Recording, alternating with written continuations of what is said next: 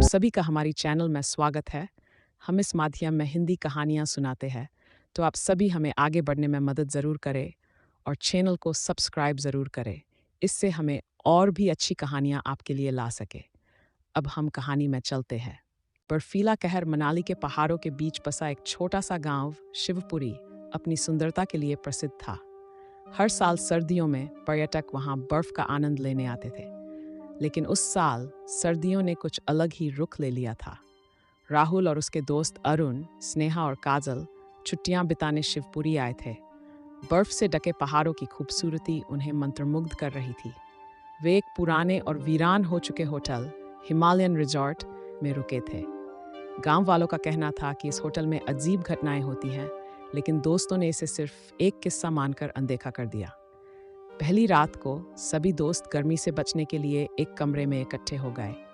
ठंडी हवा बाहर बह रही थी और होटल की खिड़कियां जोर जोर से हिल रही थीं। अचानक बिजली चली गई और पूरा होटल अंधेरे में डूब गया।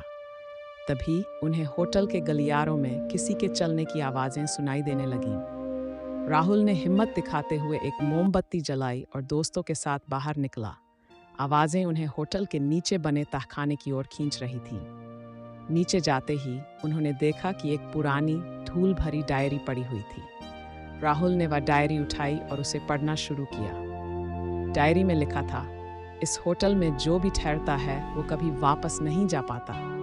यहाँ बर्फीला कहर है जो आत्माओं को अपनी चपेट में ले लेता है। अचानक एक ठंडी हवा का झोंका आया और मोमबत्ती बुझ गई।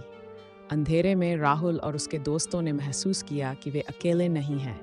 एक ठंडी छाया उनके चारों ओर घूम रही थी। अरुण ने हड़बड़ाते हुए चिल्लाया, यहाँ से भागो। वे भागते हुए वापस अपने कमरे में आए, लेकिन दरवाजा अंदर से बंद हो गया था। स्नेहा ने खिड़की से बाहर झांकते हुए देखा कि बर्फ तेजी से गिर रही थी और होटल के चारों ओर बर्फ की मोटी चादर बिछ गई थी। तभी काजल की चीख ने सबका ध्यान खींचा। उसने देखा कि एक छाया राहुल की ओर बढ़ रही थी। राहुल ने खुद को बचाने की कोशिश की, लेकिन वह छाया उस पर हावी हो गई। दोस्तों ने अपनी आंखों के सामने राहुल को गायब होते देखा। अगली सुबह गांव वालों ने देखा कि हिमालयन रिजॉर्ट पूरी तरह से बर्फ में दब चुका था। किसी को राहुल और उसके दोस्तों का कोई पता नहीं चला। शिवपुरी का वह पुराना होटल अब भी खड़ा है, लेकिन कोई वहां जाने की हिम्मत नहीं करता। कहते हैं आज भी ठंडी रातों में हिमालयन रिजॉर्ट के गलियारों में उन दोस्तों की चीखें सुनाई देती हैं।